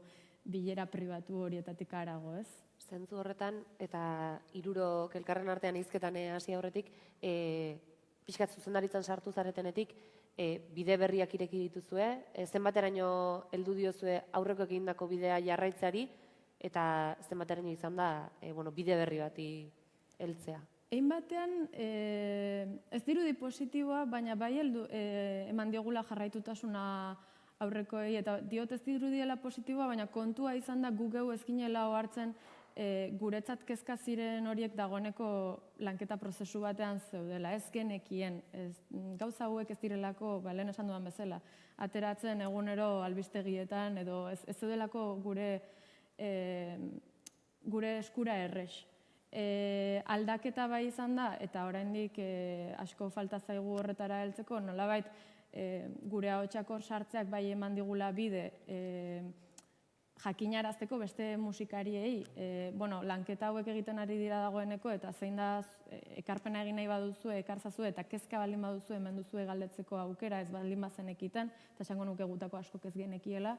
Eta beste alde batetik, bai nolabait zertze dela da txikietan bada ere, dagoeneko bidean ziren hausnarketa, lanketa, ez dakit, esate baterako une honetan musikarirentzat, elkartearentzat garrantzitsua da estatu mailan garatzen ari diren artisten estatutua, eta hor ere, naiz eta agian ez duen eragin zuzenik izango egingo den, edo egingo dela esaten duten estatutu horretan, bai gure ekarpena egin nahi izan dugula, gutxienez hausnarketa moduan, eta esan, kezkatzen gaitu esate baterako artisten estatutua bideratu egiegoteak oholtza gainera, ez estudioko lanera, ez sorkuntza lanera horren beste, hemen gogorarazi behar da, gure lanean behintzat, garrantzi handia eman zaiola beti jendaurrekoari, baina prozesu luze bat dago ikusten ez dena, eta askotan, batez ere, ekonomikoki utxune handiak eragiten dituena, laguntzetatik bertatik hasita musikarei bideratutako laguntzak ikusten badituzu esate baterako EAen, gehienak produkziora bideratuta daude horren beste sorkuntza garaira. Eta, guzti honekin esan nahi dudana da, aria galdu dudala, alde batetik ez. Azkenean, eman digula aukera hausnarketa horiek egiteko, eta agian ez dira islatuko zehazki estatutu horretan, baina gure asmoa bada bide horietatik beste bidezidor horiek probestu eta beste soluzio batzuk bilatzea, ez nahita nahi ez dagoeneko martxan ziren ibai horiek hartu beharren errekastoak, ez? Eta errekasto horretan egingo dugu, egin behar dena beste horri ere soluzioak bilatzen hasteko edo, nolabait esan. Besteak beste, galdetzen izun hori eta esaten nuen ez, hirurok elkarrizketan jartzeko, gaurko solasaldiari jarri diogu izena, lekua hartu edo lekukoa hartu pixkat bide horretatik, euskal kulturan eta gazteok zenbait plazatan edo zenbait kontutan sartzen ari garen honetan, nahikoa da errelebo hartzea dagoeneko dauden egituretan, edo behar da egitura berriak sortzea, edo zenbateraino behar dute biek osagarri. Nik uste dute oreka kontua dela, azken batean orain arte egindakoa ez dago gaizki, belaunaldi jakin horretan egin zituzten gauzak ongi daude, baina orain ahots berriak eta belaunaldi berriak datozela, eta ez bakarrik, adiez nire kasuan editoretan gertatzen ari nen aldaketa hori ez, idazleetan gertatzen ari da ere, eta horri ere begiratu behar diogu, baina nik uste oreka bat, nik behintzat oreka planteatu nahi dut, orain arte egindakoari so egingo diot, baina era berean nire ideiak edo irizpideak, ze ni ere ez naiz infaliblea eta akatsak egingo ditut, baina behintzat nire ikuspuntutik ikusten dudan guztia ez, hain justu bilera horietan partekatzea eta ikustaraztea beste bide berri batzuk badaudela eta gainera eske planteatu behar ditugu, ze bestela atzean gelituko gara eta hori ere adibidez ereinek ez du nahi. Bai, bueno, nik ere, gitxi gora bera, uztartuko nituzke alde batetik zeo zer naturala dana, jende gaztea dator eta proiektu berriak proposatzen ditu, egiteko era berriak, baina behintzat zine industrian eta nabil berbetan, ETB inguruan, Eusko Jaurlaritzaren laguntzen inguruan, zuk proposatu dezakezu proiektu individual bat, baina ikusten gabiltzana da argi eta garbi, sakoneko arazoa dela estruktura bera, ez? Orduan, horretan inpaktatzeko individualki basoaz apurka-apurka oso nekeza da. Bai behar dugula argi eta garbi antolatzeko gune bat. Eta nabil hizketan adibidez, orain arte proposatu eztan ekoizle gazten batasun bat, adibidez, interesgarria litzateke ez komplementatzeko orain dauden biltzar guztiak, ze azkenan ez dauden beste arazo, baina bai gune bat non eztabaidatuko den gazten ikuspuntutik ze arazo dauden, ze badaude problematika oso desberdina gaztea izan edo ez izan, eta gaztea diotenean ez da inbeste pertsona, diote enpresa. Azkenean hemen laguntza guztiak enpresen bitartez doaz, orduan enpresa gazteak askotan gazteak dituzten agatzean, hurbiltzen direnean finantzak eta bide batera, behar dute prozesu bat moldatuta dagoena haiekiko, ez? Eta horrek eskatzeko behar dugu antolakuntza bat, eta behar dugu batez ere ekoizle sentitzea.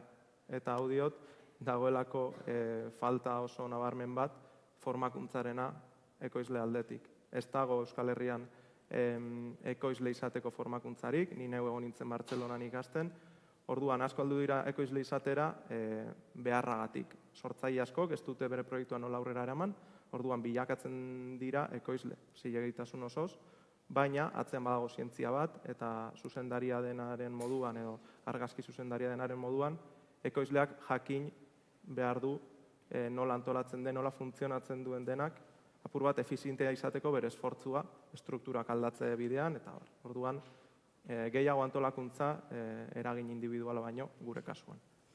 Bai, musikaren kasuan egia esan, musikari elkartea zari nintzenez, bi gauza bereiziko nituzke. Alde batetik musikari elkartearen kasuan bai esan dudala azkenean lekuko hartu dugula zerbait berria eraiki beharrean, eta uste dut hor edozein gauzatan bizitzan, ez? Etxea eginda baldin badago, zertan eraiki beste bat, ardezagun hau eta moldatu dezagun gure beharretara, ez?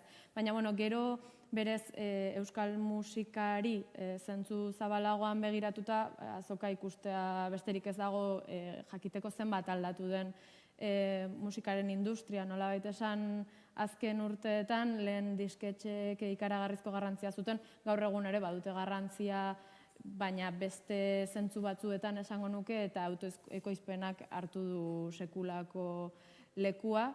Eta hori islatu behar da beste gauza guztietan, ez? Aldatzen direnean garaiak, bai, agian balio digu etxeak, baina sukaldea agian ez dugu nahi dagoeneko goiko solairuan dagoeneko ez daukagulako ganadurik behan etxea berotzen, ez? Eta agian sukaldea behan hobeto dago lako kontuak, ez? Azkenan ados, orekarekin bai, baina ikusi behar da batez ere ze bilakaera izan duen guzti honek eta nola moldatu behar dugun, eta entzuten ez bagaituzte jai dugu hori bai.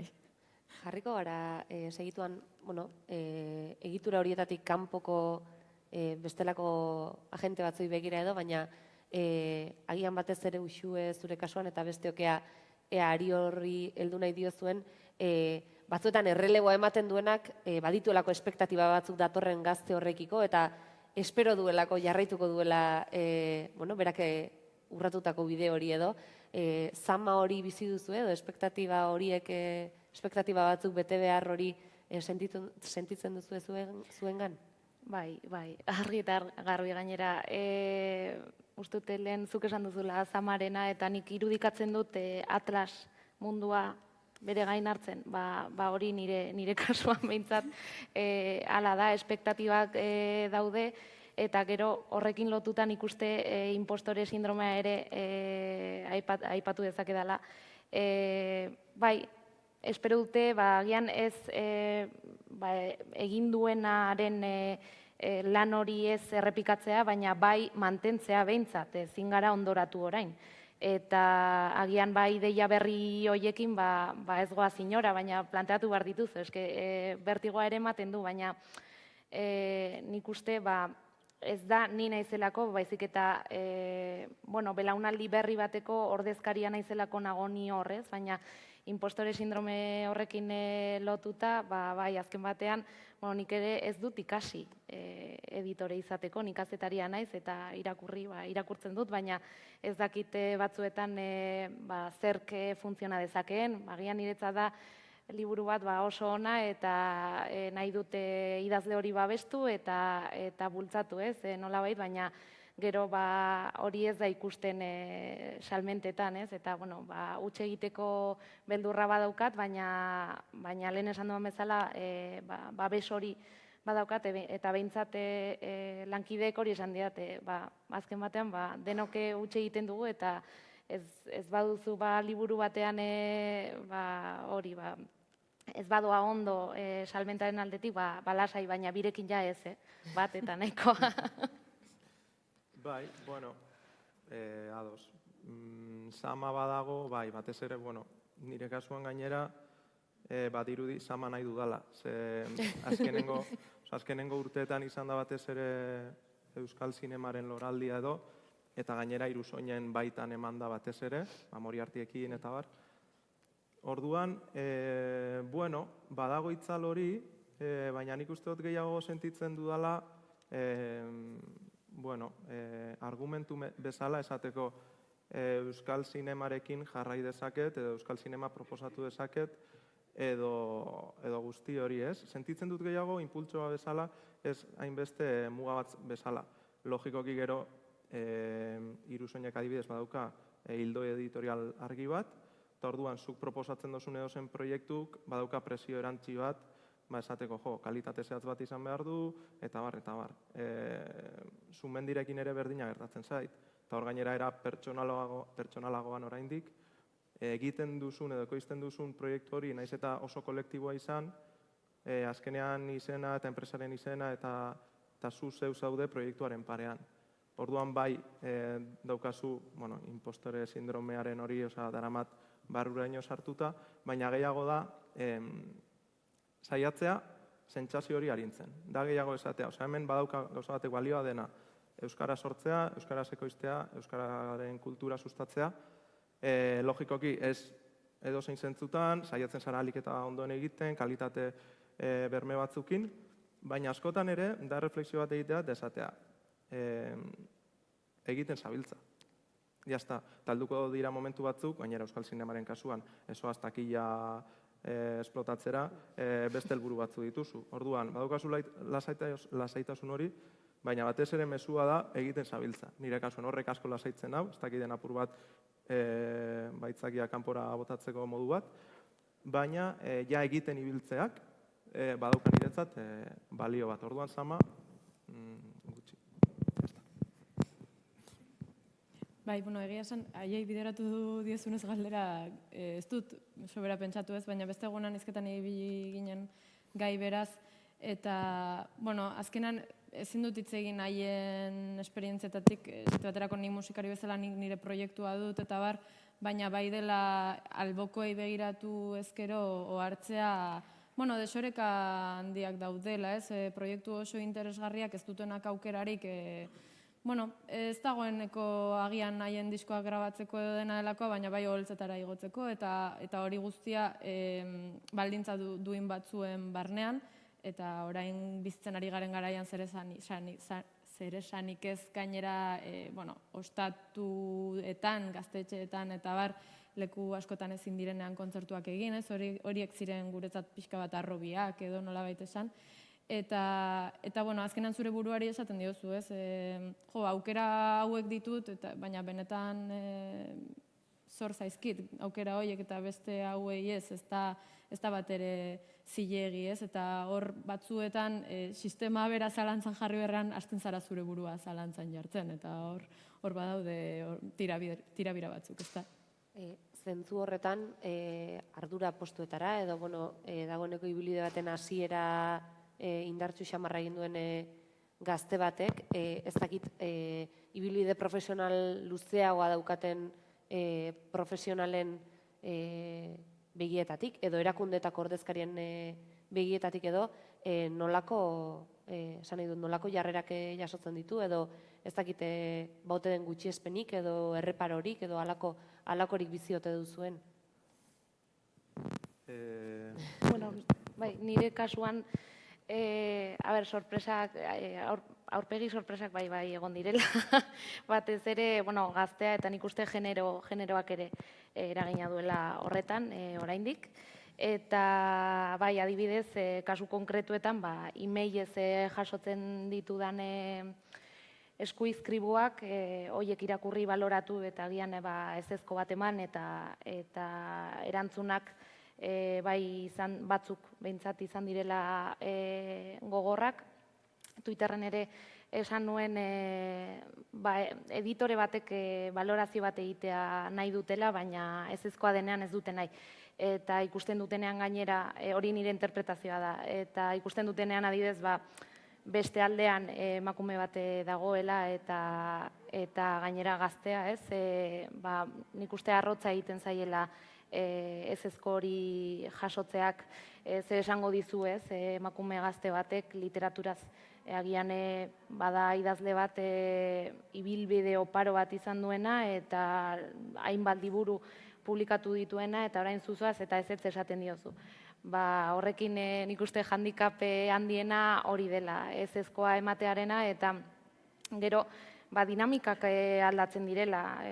Ni sare sozialetan aktiboa naiz eta batzutan gertatzen diren gauzak kontatzen ditut, ez? Eta ez izenak ematen, baizik eta esperientzia nolakoa den. Behin ere esan nuen, oraindik nire kezka zela etortzen diren edo iristen diren eskuizkribuen 80% gizonezkoa dela, ez? Eta horrek bai kezkatzen hauela asko, eta gauza horiek komentatzen ditut, ze nik uste ni barruan nago eta barruko ikuspegi hori kanpora atera nahi dut ere batez ere emakumeak animatzeko eta beste anekdota bat kontatuko dut, hau nik uste oso ongi errealitate hau oso ongi irudikatzen duena eta da emakume idazleek emailak eta bidaltzen dituztenean badirudi barkamena eskatzen ari direla eta kontraste hori niretzat izan da hori ikustea ez dakit nola, tristetu nau pixka bat, baina ulertzen duten hori zama hori, ez, eta hori errotik kendu nahi dut. Ez dakit nola, eman nahi diete babesa, euren lanak bidaltzeko eta konfiantza izateko egin duten horretan, ez, eta adibidez, bi adibide horiek kontuan hartzeko dira eta nola esan dugun bide berriak eraiki nahi ditugula, nik bi gauza horietan zentratuko naiz eta hori izango da nire filosofia. Bai, eske nire kasuan ez dakit nahiko distortzioneatuta dago uste dute. Eskenean inabil, eske berriro nabil, eske bi buru moduan sentitzen du ditu dela orduan. Sumendirekin, bai, literalki. Nahi baduzu kontatu aldea, ez? Bai, Sumendirekin abilenean, azkenean badaukat, Sumendiren ekoizle titulua, gazte titulua, baina baita Irusoinen ekoizle naizela. Orduan, eduki aldetik, edo proposamen aldetik, badaukator zilegitasun bat, esaten dutena, telebistara noanean, Jaurlaritzara noanean, hau Irusoinen ekoizlea da, eta orain dator bere enpresarekin hau erakustera. Nien agor 27 urteko gazte bat moduan, nien agor Sumendi enpresa berri baten ekoizle moduan, eta gainera Irusoinen ekoizle moduan orduan. Gainera, gizona naiz, gainera badaukat inguru sozial, kultural zehatz bat, orduan oso privilegiatua naiz zentzu horretan. Bai heltzen da momentu bat, Sumendiren kasuan, non egin didaten behin baino gehiagotan proposamena dela, proiektu ikusten dugu, eduki ikusten dugu, interesatzen zaigu, baina nahi dugu zurekin batera aliantza indartsu bat ekartzea. Hau da, beste enpresa indartsu batekin batera proposatzea proiektu hau, batez ere finantzen ziurgabetasunetik. Orduan, lehen nionean kolektiboki eskatzea moldaketa batzuk eta batez ere nire kasuan, berezia dela igual, izango litzateke gehiago finantzaketa bide horretan berme batzuk ematetik gurekiko. Orduan, bueno, ez dut sentitzen mesfidantza hori, suerte hori daukadalako, ez dala gehiengoari gertatzen zaiona, baina hori da nire kasua, baldintzen gatik. Nik ere, bi bizikleten aipatzen nuen, hain zuzen gogoratu naiz esan duzunan, pentsatzen nahi nintzelako nola erantzun Eneritz Furiak bezala eta nola erantzun musikari elkarteko kide bezala, ez? Eta, bueno, Eneritz Furiak bezala bai Uxuek aipatu duenan generoaren gaia hor dago, ez? Azkenean, heltzen zara ezakita, areto batera jotzera, eta zorionez gero eta gutxiago gertatzen zaitez, baina alde batetik infantilizazio bat dago, baina infantilizazio bat oso lotua emakume itxurarekin joateari, izan ziteken beste modu batean, ez? Eta bitxia da, ez, esate baterako zoa zure teknikariarekin, nire kasuan gizonezkoa da, eta agian galdera, niri dagokidan galdera bat egitea berari egiten diote, eta duela gutxi lagun batek pasazidan bere teknikariak egin zion WhatsAppeko sticker bat bere irudiarekin, eta jartzen zuen niri ez galdetu ni teknikaria naiz, nik nire teknikariari ere bat egingo diot. Behingoz argi gelditu dadin nork hartzen dituen erabaki, hau da, soinuari ez dagozkion erabaki guztiak, ez? Eta, bueno, bai, badirudi gaztea eta emakume izateagatik gero ere musikarira eraman da auzi hau, agian ez duzula horren beste kontatzeko, ez? Badirudirela esperientzia falta duzula, baina nire hartzen naiz, badirela 14 urte inguru proiektu propioekin behintzat oholtzetara igotzen naizela musikan lehenagotik nabil, baina hori 14 urte oholtzen gainean, eta ohartzen naiz, belaunaldi zaharragoek ere bazutela oraindik eraikitzeke asko, eta gu agian lehenago hasi garela baldintza duinagoak eskatzen, eta beraiek urte luzeagotan iraundutenean iraupeneko modu horretan, ez? Aldugun moduan egiten edo oso filosofia, bueno, ezakit, eskuzabaltasunetik bai, baina gero ezin profesionalizatu haien jarduna, eta orduan, bai, ohartzen zara, askotan begiratzen dizutela, esan ez bezala, eta zuk zer demontre daukazu kontatzeko, baina agian espabilatu gara pixka bat garaiotan, eta esan dugu, bueno, agian ez ditugu zuek bezain beste urte igaro nahi, lentejak beste nonbaitetik ordaintzen, ez? Eta, bai, badago epai hori, baina gero ere babesten duen jende asko eta entzuteko prest dagoen jende asko, eta elkarri laguntzeko prest dagoena ere, bai. Ea, nola galdetzen dizuedan, ze nik esan gabe zuek ere heldu diozue gai horri, orduan pixkat ea nola galdetzen dizuedan. Ari ginelako, ez, errelebo gaztea, egituretan gazteak sartzeak neurri baten ekarri du eta egitura askotan emakume gehiago ere sartzea, ez egin galdera den, dinamikak oraindik zertan aldatu behar diren, ze aldatu dira bai, baina, horraino iritsiko gara, eta orduan hori, ez, nola bizi duzuen hori, ea dinamikak zerbaitetan aldatu ote diren, eta zertan aldatu daitezkeen gehiago, edo zertan aldatu beharko luketen gehiago?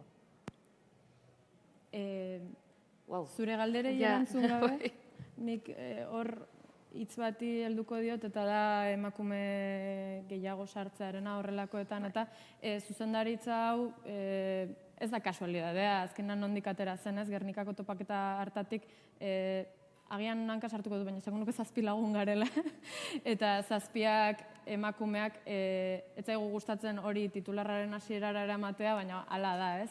Eta bai ohartzen zarela, azkenean gu izan da, han gaudenak eta ez beste batzuk gertatzen dela gauza bat, eta da bereziki diot, orain arte azken urteetan egin dira leginak berdintasunaren izenean aldaketa batzuk egiteko eta bar, baina orain gu helduta bai agian hausnarketa hori sakonagora daramagula, ez? Batzutan botatzen dizute proposamen bat eta proposamen hori horrek itxura ona izan dezake, ez? Ez dakit, bultzatzeko emakumeak musikan, ez dakit, sari bat jarriko dugu eta sari hori eramango du emakume izena eta izana daramatzan norbaitek eta oso ondo eta oso polita gelditzen da, baina guk badaramagu hausnarketarago eta esaten dugu, musikaren industria oso maskulinoa da, nolabait esatearren ez zait gustatzen dena bitan banatzean noski, baina elkar ulertzeko. Orduan bai sari horrek izen hori eramango du, baina atzean benetan sosa eta baliabideak daramatzanan nor da, ez? Eta izan daiteke produktorea gizonezkoa, teknikaria gizonezkoa, managerra gizonezkoa, eta bar luze bat, eta azkenean sistema hori bera elikatzen jarraitzen dugu, itxuraz domina eraman arrenez egin dugu berdintasunaren alde, ez? Agian hausnarketa hori sakonago eramateko gaitasuna badaukagu kasu horretan. Aurpegiarekin baietz egiten ikusiten zaituztet, eta ordulariak ere apur bat estutzen gaituenez, amaitzeko errematerako eskatuko dizuet azokan bertan ezagit itzulirik egiteko aukerarik izan duzuen, edo pixka proposamen berriei behiratuta, labur-labur, haize berriak dakarren horretatik, sortzaile gazte bat, idazle gazte bat, musikari gazte bat, eta nahi izatera, Ander, azoka landakotik kanpora ere, irudienean izan da nahikoa saltxa, eta bestela, azokatik kanpo ere, izen edo gomendioren bat gaur bildu zareten hori. Jo, ni liburuetan zentratuko naiz, mundu hortatik nator, eta aurrekoan erosi nuen, eta txunditu ninduen, ikusi nuen, Leire Vargasen poesia bilduma, eta behiratu nuen jaiotze data, eta esan nuen, ostras, 2002, ja badatoz. Eta horri keinu ere egin nahiko nioke, editore lanetan aldaketa eman da, argitaletxe askotan, baina idazleak ere badatoz, emakumeak gainera indar askorekin, Itziar Ugarteren poesia bilduma ere erosi nuen, eta benetan horretan ikusi behar dugu emakumeak badaudela eta ez goazela haien bila badaudela, ez da esatea, ez daude emakumeak, bai, badaude, baina ikusi behar dituta, bi horiek, Leire Vargas eta Itziar Ugarte. Eta nik, Kimuaken katalogoaren proiekzio bat eman zen, eta badagor film labur bat eta zuzendari bat, Mel Arranz deitzen dena, eta Zinebiren Euskal Sari nagusia jaso zuen, eta uste dut oso zuzendari interesgarria dela, animazioaren inguruan egiten ditu hainbat gauza oso berezi, eta uste jarraitzeko dela ere, 24 urte ditu ero. Eta gero ere, gazteak bai, baina azpimarratzea, ekoizleen postuan, nik uste dut hau ere esan behar dela, Euskal Herrian badaude 5-6 ekoiztetxe nagusi, horietatik, eta dio norbaiten mendik badago interesatuta ekoizpenean edo emakumeen inguruko ekoizpen horretan, eta azpimarratuko nituzke Leire Apeianitz, dala Señorri Señorako ekoizle nagusia, eta baita zuzendaria, Marian Fernández, Txintxua Filmseko arduraduna, eta Ibaia ekoizleen elkarteko zuzendaria, eta Naikari Pina, Bilbotarra, eta Bilboko Saiaka ekoiztetxeko, orduan izen horrek eta presentzia hori azpimarratzea. Niri bat hautatzea zinezkoa zait, baina burua postutxoetan jarrita gogora datozkit mukuru kolektiboa balio dute eta Xofaldia produkzioak. Ez dakit Xofaldiakek beren postu propioa duten edo nola jarri duten, baina elkarren ondoan daude eta interesgarria iruditzen zait nola ez diragian belaunaldi berrienak, nire belaunaldikideak dira gehienak, baina nola ari diren, beraien artean saretzen, iparralde eta hegoalderen arteko harremana ere islatzen da beraien proposamenetan, eta hor badira gauza asko nolabait iskutuan pixka bat gelditzen direnak ez direnak etengabe aipatuak edabideetan eta musika ezberdin asko dago hiru zera horietan, orduan esango nizuek begiratutxo bat emateko haiei. Eskerrik asko, Bixu Errazkin, Enintzitu Eso eta Ander Sagardoi, eskerrik asko zuei ere hurbildu zaretelako, eskerrik asko etxetik jarraitu gaituzten hoi, eta amaitzeko nahi duzue gogorarazpen txikat egingo dugu, gaur 10:30 besteak beste Neritz eta Uxuerekin, azokak orain arte emandakoaz, saio berezia ETV baten, Zulotik azokara 10:30 eta horrekin bai, eskerrik asko hiruei, plazer bat izan da, eta zuei ere eskerrik asko.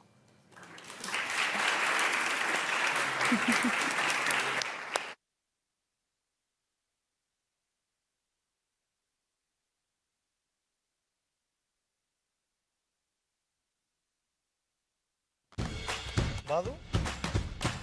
Bada. Badu, bada. Behar bada. Bada espada. Baita espada.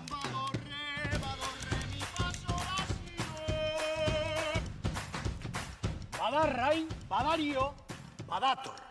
Bai, bada.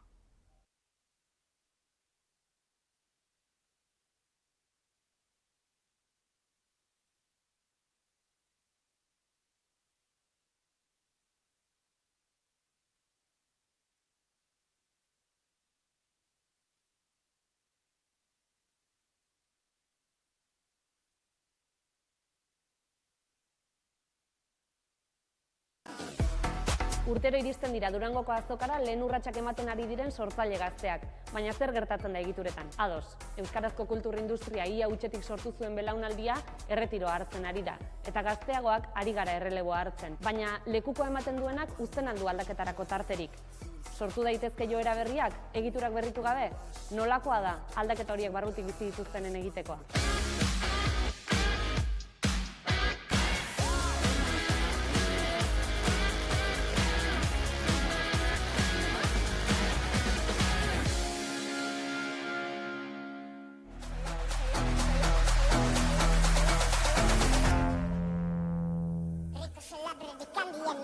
Fango, chicharro, full salto caballo, me mato trote full gas. Fango, chicharro, full salto caballo, Aurten nabil bizitzen azokan esperientzia hau beste puntu batetik, artista singuratute, azkenien akordotan ni joeten nintzela artista honein gana, estanetara diskak erostera, eta azkenien oin nau eurekin, eta desberdine da, baina momentuz oso ondo doi, gustora.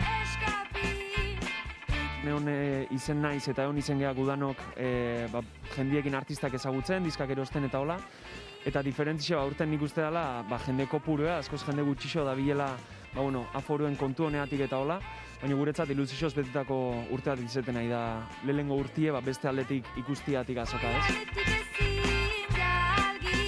Kanpotikan ikustezunia artista bat barruan nik ikusle bezala etortzen nintzania, baina aldi berian barrutikan etortzen dianean zure diska erostera eta zuten, pia gustatzen zaiguen nahi dugu sinatzea, politxa da.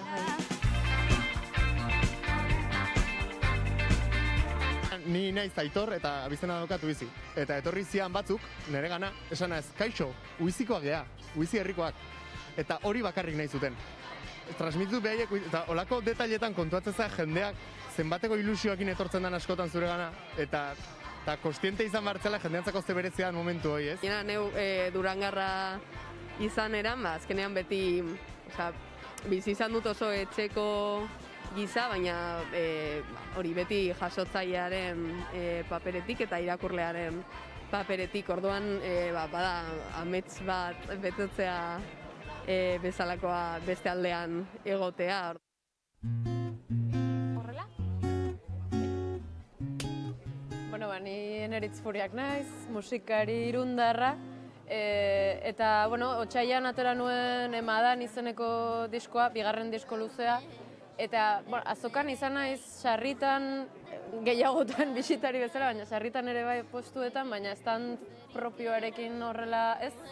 Eta aurten animatu gara Vinilo Riding Rocket taldekoekin animatu naiz stand txiki hartzera, eta bitxia da aurtengo azoka, eta orduan esperimentua bikoitza zen, baina hemen egon genuen eta hemen gaude. Ni Usu Errazkin naiz, erengo editore berria, Durangoko azokan egonda nago, kazetari gisa, baina hau da nire lehenengo aldia editore moduan. Hasieratik eman didate konfiantza eta askatasuna. eta nik uste babes hori garrantzitsua dela aurrera egiteko. Editoreak berak, aurretik zegoen editoreak esan zuen, nik uste hori, garaia dela gazte bat ona ekartzeko eta gauza ezberdinak proposatzeko eta bai, ahots hori behar dugu, zeia zahartu egi edo gelditzen ari zaigu dena, ez? Eta egia esan, beti esan dut, ez? Ongi dago asmo hori, ez? Gazteak ekartzea, sektore ezberdinetara, baina gazte hori entzun behar duzu, ez? Nahi hori egon behar da, bai, hori, editore berri bat ekarriko dugu, gaztea da, emakumea, baina ez badiogu entzuten, ez dugu ezer egiten, ez? Kontua da, Gernikan ospatu zela emakume musikarien topaketa bat, hor dagoeneko kezka batzuk elkarbanatu ziren gure artean, ez zen bakarrik emakume bezala, baizik, hau da, musikari bezala batez ere.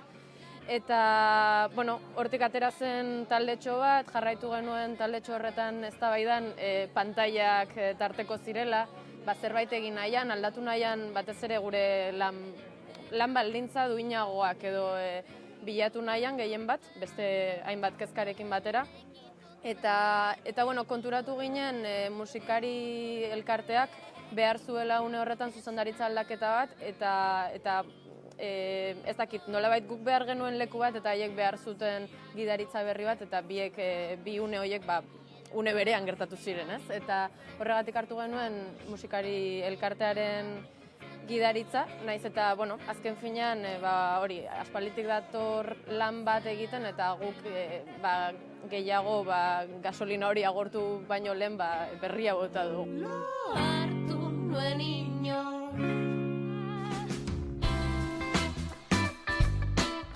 Ni Oiana Arana naiz, eskoriatzarra eta idazlea, esango dugu kontestu honetan behintzat, eta aurtengo azokaran ator lazunak azkazaletan nire lehenengo poesia liburuarekin. Lehen ni azokara beti netorren pozik eta ilusioz eta betiko sentsazio horiekin, eta aurten guzti horiek bertikoa, beldurra eta alakoak ere gehitu zaizkie, baina ondo. Zailtasunak denok topatzen ditugu ez bakarrik azokara etortzeko, baizik eta beste panorama guztietan sartzeko, baina nire bidea ez dut esango erraza izan denik, baina izan ditut goxatu nauten personak ondoan eta ez da gutxi.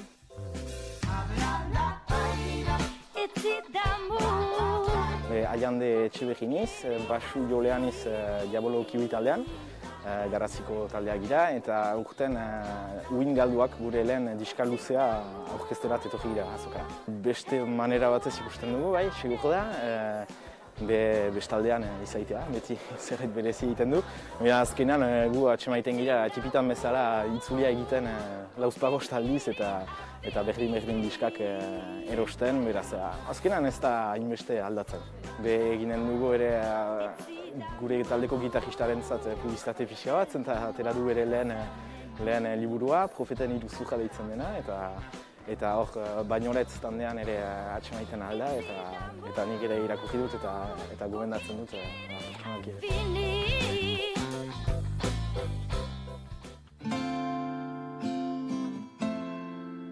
Gaztea izan da eta emakumean ikuste ere horrek eragina duela tratu horretan. Eta hasieran izan daiteke pixka bat arraroa, ez? Nola idazten dizuten gauzak edo nola biratzen dizuten, hasieran da pixka bat nola, zuzare editorea?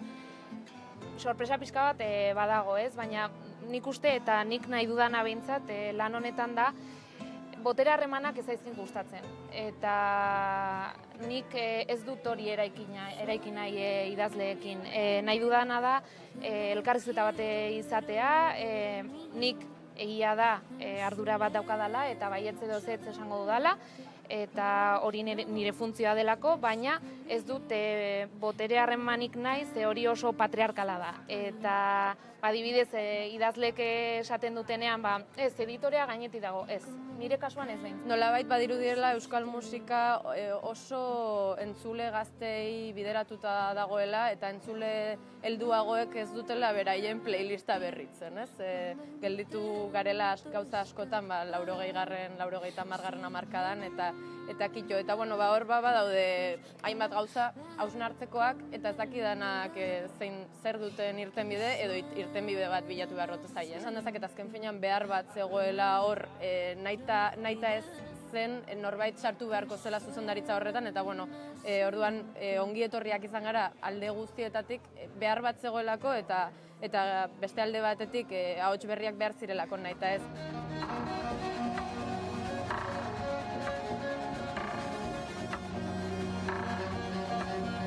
Ni Ereinera sartu nintzenean, gogoratzen dut, izan nuela sentsazioa, templo batean sartzen zarenean bezala, dena iruditzen zaizula zoragarria, eta jode, honek eutsi dio 45 urteri, ez? Eta hori,